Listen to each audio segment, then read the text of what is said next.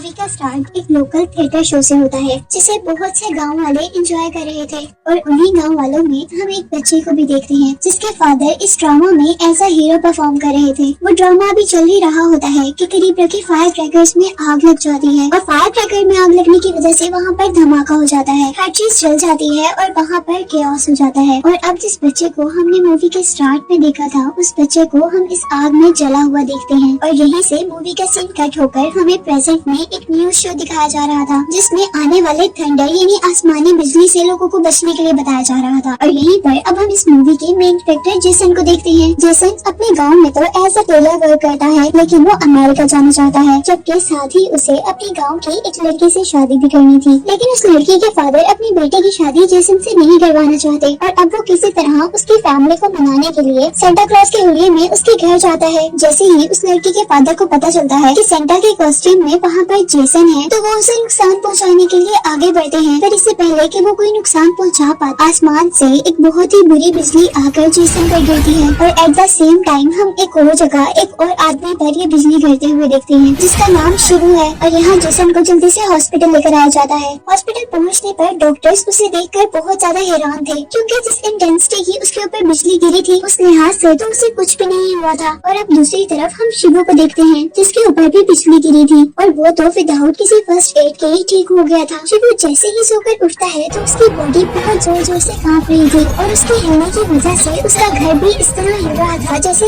अर्थ को खा गया हो। और ये बात इस चीज को इंडिकेट कर रही थी कि शिबू के अंदर कुछ पावर्स आ गई हैं, शायद उस बिजली के गिरने से। जबकि यहाँ जेसन के डॉक्टर उसकी फैमिली को बता रहे थे कि उसे बिजली ने कोई भी नुकसान नहीं पहुँचाया। और यहाँ जैसे ही जेसन अब अपने स्ट्रेचर से उठता है तो उसका स्ट्रेचर भी बेंड हो गया था। घर आने पर हम देखते हैं कि जेसन अब अपनी सिस्टर की सपोर्ट पर अमेरिका जाने की तैयारी कर रहा था और इस काम के लिए वो अपनी फ्रेंड ब्रूस ली से मिलता है जो कि जेसन की नेफ्यू की टीचर भी थी। इसी के साथ साथ हम देखते हैं कि जेसन जैसे बीमार हो रहा था, उसे बहुत ज्यादा कफ थी और उसके कफ में से एक सिल्वर कलर का म्यूकस निकल रहा था। जेसन अब रात में घबराकर उठ जाता है और जैसे ही वो विंडो ओपन करने लगता है तो उसकी पावर्स की वजह से विंडो ओपन होने की जगह वहाँ से पूरा का पूरा डोर ही टूटकर बाहर की साइड पर गिर जाता है। अब हम देखते हैं कि जब जेसन अपने नेफ्यू के साथ बैठा हुआ था तो उसे बहुत दूर से पानी के गिरने की आवाज आ रही थी और वो अपने नेफ्यू से कहता है कि शायद टैप ओपन है। और जैसे ही वो टैप बंद करने के लिए बाथरूम में जाता है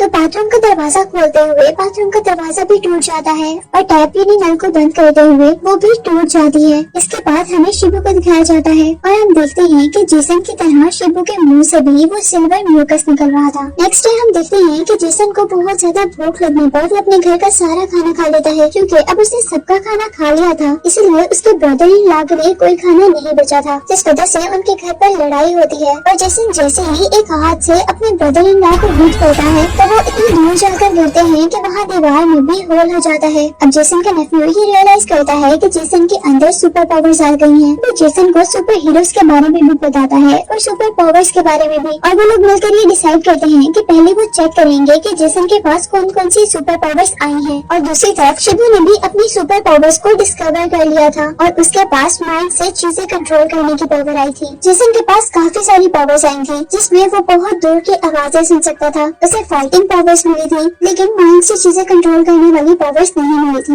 और अब जेसन अपनी पावर्स का यूज करते हुए अपनी सिस्टर और अपने नेफ्यू के लिए कुछ गिफ्ट्स इकट्ठे करता है। यहाँ जेसन की फ्रेंड ब्रूस ली उसे बताती है कि उसका अमेरिका जाने का वीजा रिजेक्ट कर दिया गया है। और अब यहाँ पर हम शिबू को देखते हैं और उसके पास्ट के बारे में हमें पता चलता है कि उसके पास्ट में एक फ्रेंड थी जिससे वो शादी करना चाहता था पर किसी वजह से उनकी शादी नहीं हो पाई थी। और अब सुपर पावर्स आने के बाद शिबू अपनी फ्रेंड से मिलता है जहाँ उसे पता चलता है कि उसके फ्रेंड की डिवोर्स हो गई है लेकिन उस लड़की के भाई उस लड़की की किसी और से शादी करवाना चाहते हैं।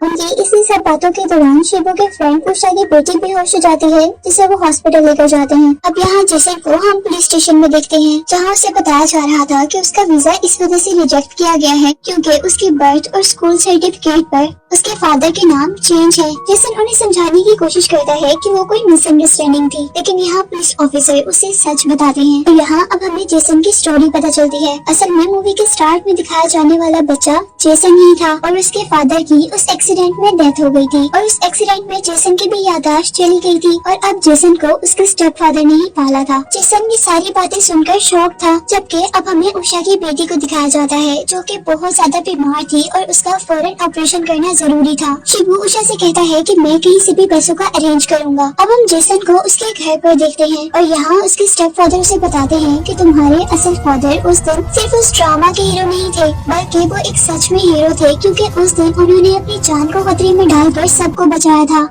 और खुद वो मर गए थे। यहाँ वो जेसन को एक बॉक्स भी देकर जाते हैं जिसमें उसके फादर की कुछ चीजें थी। जेसन को अपने फादर के उस सूटकेस में से अपना नाम मिन्नल मुरली पता चलता है और तभी वो देखता है कि उसके स्टेप फादर को चोट लगी है और इन्वेस्टिगेट करने पर पता चलता है कि जेसन के स्टेप फादर को उस पुलिस ऑफिसर ने मारा है जिसकी बेटी के साथ जेसन शादी करना चाहता था। और जेसन अब उस पुलिस ऑफिसर से बदला लेने के लिए उस शो में जाता है जिस शो की सिक्योरिटी उनकी जिम्मे थी। वहाँ वो एक बर्ड के कॉस्ट्यूम में उस पुलिस ऑफिसर को बहुत ज्यादा मारता है और जाते हुए स्टेज पर अपना नाम मिन्नल मुरली लिखकर जाता है, जो कि जूट का मास्क पहनकर बैंक रॉबरी करता है अपनी फ्रेंड उषा को पैसे देने के लिए। लेकिन हॉस्पिटल जाने पर उसे पता चलता है कि वहाँ पर बिल पहले ही पे हो चुका है। अब गांव में उस रात 2 क्राइम हुए थे। दोनों क्राइम जिन्होंने किए थे उनके मुंह पर मास्क थे और सबको लगता है कि ये दोनों क्राइम करने वाला एक ही पावरफुल इंसान है जिसका नाम मिन्नल मुरली है। हालांकि दूसरा क्राइम तो शिबू ने किया था, लेकिन इसके बारे में कोई भी नहीं जानता। यहाँ अब हम देखते हैं कि जेसन के ब्रदर इन लॉ जो कि एक पुलिस ऑफिसर हैं, उनको पता चल गया था कि मिन्नल मुरली उनका अपना भाई है, क्योंकि उसके अंदर पहले भी बहुत सारी पावर्स वो देख चुके थे और अब वो जेसन के घर पर उसका मास्क भी देख लेते हैं। अब वो उसे पकड़वाने के लिए उसके कुछ कपड़े लेकर वहाँ से भाग रहे थे। जेसन जल्दी से उनकी गाड़ी का पीछा करता है जहाँ पर वो बहुत तेजी से भाग रहा था, यानी उसके पास तेज भागने की भी सुपर पावर्स थी। वो उनकी वैन को रोककर वहाँ से अपने कपड़े निकाल लेता है और सबसे बचने के लिए अब वो एक बस में चला गया था। ये बस असल में उसके फ्रेंड की शादी की बस थी। अब यहाँ पर जेसन के ब्रदर इन लॉ को शक है कि बैंक रॉबरी भी जेसन ने ही की है, जबकि उनकी टेलर शॉप से पैसे भी जेसन ने ही चोरी किए हैं, जो पैसे जेसन ने अमेरिका जाने के लिए रखे थे। लेकिन असल में वो पैसे उषा के भाई ने चोरी किए थे, क्योंकि उसे अपनी बहन की बेटी का इलाज करवाना था, जबकि बैंक रॉबरी तो शिबू ने की थी। लेकिन क्योंकि सबको यही लगता है कि ज्यादा पावरफुल जेसन है और शिबू को कोई नहीं जानता, इसीलिए सारा इल्जाम जेसन पर है। इधर क्योंकि जेसन के अमेरिका जाने वाले पैसे चोरी हो चुके थे और उसे ये भी पता था कि ये पैसे किसने चोरी किए हैं, तो वो अपने वर्कर के साथ लड़ाई कर लेता है, क्योंकि उसे उन पैसों की बहुत ज्यादा जरूरत थी। लेकिन उसके स्टेप फादर उसे समझाते हैं कि तुम्हें ऐसा नहीं करना चाहिए था, क्योंकि वो उनका पुराना वर्कर था। और वो जेसन से कहते हैं कि तुम्हें उससे जाकर सॉरी कहनी चाहिए। जबकि जेसन की टेलर शॉप पर हम उषा के भाई को देखते हैं, जिससे जेसन ने सॉरी कहने के लिए आना था। लेकिन उससे पहले यहाँ पर शिबू आ जाता है और यहाँ पे शिबू उससे कहता है कि तुम ये पैसे रख लो और ये पैसे तुम जेसन को दे देना और इन पैसों के बदले तुम अपनी बहन की शादी मुझसे करवा दो।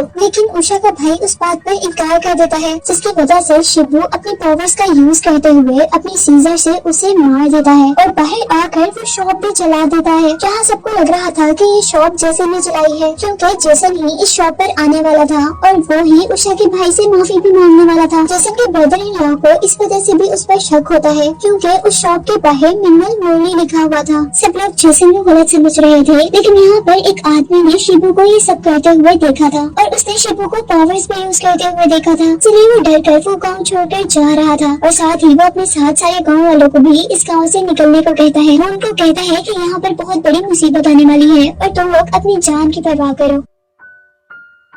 यहाँ एक और पुलिस ऑफिसर जेसन के ब्रदर इन लॉ से कहता है कि अगर जेसन को उस आदमी को मारना भी था, वो कहीं और लेकर जाकर मार सकता था। जेसन अपनी शॉप को खुद क्यों जलाएगा? अब यहाँ इन सब चीजों से परेशान होकर जेसन अपनी फ्रेंड ब्रूस ली के पास जाता है और अपने नेफ्यू के साथ उसे बताता है कि असल में मिन्नल मुरली मैं हूँ, लेकिन ये जितने भी बुरे काम हुए हैं, यानी उस आदमी का जो मर्डर हुआ है और जो बैंक रॉबरी है, वो मैंने नहीं की। वो कन्फेस करता है कि हाँ, उस दिन पुलिस वालों को सिर्फ मैंने मारा था। ब्रूस ली उससे परेशान होने के लिए मना करती है और कहती है कि मैं तुम्हारे साथ हूँ। जबकि पुलिस ऑफिसर गांव के दरमियान में एक बहुत बड़ी सी बेल लटका देते हैं और गांव वालों से कहा जाता है कि अगर कहीं पे भी मिन्नल मुरली किसी को भी नजर आए तो वो लोग ये बेल बजा दें। और दूसरी तरफ हम देखते हैं कि जेसन के साथ वाली शॉप की सीसीटीवी फुटेज में वो आदमी नजर आ रहा था जिसने असल में जेसन की शॉप को जलाया था। अब सारे पुलिस स्टेशन में खड़े होकर वो सीसीटीवी फुटेज देख ही रहे थे कि वहाँ पर शिबू जूट का मास्क पहन कर आता है सीसीटीवी फुटेज लेने के लिए, जबकि जेसन वहाँ पर बगैर मास्क के खड़ा था। सबका शक जेसन से उतर जाता है और उनको पता चल जाता है कि मिन्नल मुरली कोई और है। पुलिस वाले शिबू पर गन पॉइंट करते हैं, लेकिन वो अपनी पावर्स का यूज करते हुए सारी गन्स को गिरा देता है और वो फुटेज लेकर वहाँ से भागता है। और यहाँ अब जेसन भी अपना चेहरा छुपाते हुए उससे वो सीडी लेने के लिए वापस भागा था, क्योंकि वही सीडी तो उसकी सच्चाई का प्रूफ थी। वो दोनों भागते भागते एक बस के अंदर पहुँच जाते हैं, जहाँ पर शिबू उस केसट को तोड़ देता है और उनकी लड़ाई के दरमियान में यहाँ पर बस ड्राइवर मर जाता है, जिसकी वजह से बस आउट ऑफ कंट्रोल होकर एक पहाड़ी से नीचे गिरने वाली थी। लेकिन जेसन उस बस और बस के लोगों को बचा लेता है और उस बस पर लेकर जाता है असल मिन्नल मुरली, लेकिन उसका नाम अभी भी किसी को नहीं पता था। इस लड़ाई की वजह से लोगों को ये पता चल गया था कि यहाँ पर दो मिन्नल मुरली हैं, एक वो जो अच्छे काम कर रहा है, एक वो जो बुरे काम कर रहा है। अब दूसरी तरफ हम दोबारा शिबू को देखते हैं, जो कि अपनी फ्रेंड उषा से शादी करने वाला था और अब वो उस आदमी को मार देता है जिस आदमी से उषा की सेकंड मैरिज होने वाली थी। और वो उस कार्ड पर जेसन की तरह लिखता है असल मिन्नल मुरली। अब यहाँ हमें पता चलता है कि असल में जेसन और शिबू की लड़ाई की वजह से वो दोनों एक दूसरे की असलियत जान गए हैं। अब यहाँ जेसन और शिबू अपनी असली हालत में एक दूसरे से मिलते हैं और शिबू जेसन से कहता है कि अगर तुम मेरी मदद करो उषा से शादी करने में तो मैं ये गाँव छोड़कर चला जाऊंगा। लेकिन जेसन उसे कहता है कि मैं ये बात कैसे प्रूव कर पाऊंगा कि मैंने कोई बुरा काम नहीं किया, न ही मैंने उस आदमी का मर्डर किया है और न ही मैंने बैंक रॉबरी की है। वो लोग अभी ये बात कर ही रहे होते हैं कि वहाँ पर उस गाँव की बेल बज जाती है, जो बेल उन्होंने मिन्नल मुरली के ढूंढने पर लगाई थी। और यहाँ अब हम देखते हैं कि वही आदमी आ गया था जिस आदमी ने शिबू को आग लगाते हुए देखा था और उसने पुलिस को बता दिया था कि असल मिन्नल मुरली शिबू है। और जैसे ही सब लोग उस पर पत्थर फेंकने लगते हैं तो वो अपने माइंड और अपनी पावर्स का यूज करते हुए उनको हवा में खड़ा कर देता है। और यही दूसरी तरफ हम देखते हैं कि जेसन के ब्रदर इन लॉ ने उसे भी अरेस्ट कर लिया था और यही उस क्राउड में से शिबू गायब हो गया था और वो उस गाँव से भागने वाला था। लेकिन सारे गाँव वाले यहाँ पर इकट्ठा हो गए थे, क्योंकि वो शिबू को इस गाँव से बाहर भागने नहीं देना चाहते थे। शिबू जैसे ही अपने घर से बाहर भागने वाला होता है तो वो देखता है कि उषा अब उसके घर पर आ गई है। ये देखकर शिबू बहुत ज्यादा खुश होता है, लेकिन तभी गाँव वाले आकर उसके घर को जला देते हैं। वो तो घर से बाहर था, जिसकी वजह से वो तो बच जाता है, जबकि उसके फ्रेंड उषा और उसकी बेटी मर जाते हैं। और अब वो इस गुस्से में पूरे गांव को उसी तरह खत्म करना चाहता था जिस तरह उसके फ्रेंड मरी थी, यानी आग लगाकर। अब यहाँ हम देखते हैं कि पुलिस वाले भी किसी तरह शिबू को रोकने की कोशिश कर रहे थे, क्योंकि वो भी जान गए थे कि शिबू अब बदला जरूर लेगा। और शिबू ने अब एक क्राउड के अंदर बहुत ज्यादा बम लगा दिए थे, जिसकी वजह से जगह जगह आग लग जाती है। और अब पुलिस ऑफिसर्स जेसन के पास आते हैं, उससे कहते हैं कि हम ये नहीं जानते कि तुम्हारे पास क्या सुपर पावर्स हैं और तुम क्या कर सकते हो, लेकिन प्लीज तुम किसी तरह हमारे गांव को शिबू से बचा लो। वो जल्दी से जेसन को जेल से बाहर निकालना चाहते थे, लेकिन उनकी कीज गुम हो जाती है और जेसन अपने हाथ से गेट तोड़ते हुए बाहर निकलता है। और अब जेसन अपने बनाए हुए नए सुपरमैन कॉस्ट्यूम में वहाँ पर पहुँचता है जहाँ पर आग लगी हुई थी। और यहाँ पर जेसन और शिबू के दरमियान में लड़ाई शुरू हो गई थी, लेकिन क्योंकि शिबू के पास माइंड कंट्रोल करने की पावर थी और जेसन के पास ऐसी पावर नहीं थी, तो जेसन हारने वाला था। और अब वो लड़ाई को छोड़कर शिबू को समझाने लग जाता है कि तुम प्लीज गाँव वालों को छोड़ दो। वो कहता है कि गाँव वालों ने तुम्हारा क्या बिगाड़ा है। और तभी शिबू उसे कहता है कि मेरी फ्रेंड उषा ने भी किसी का कुछ नहीं बिगाड़ा था और मैंने भी किसी का कुछ नहीं बिगाड़ा था, तो मुझे ये सजा क्यों मिली है। और अब शिबू अपने गुस्से में जेसन को बहुत ज्यादा मारता है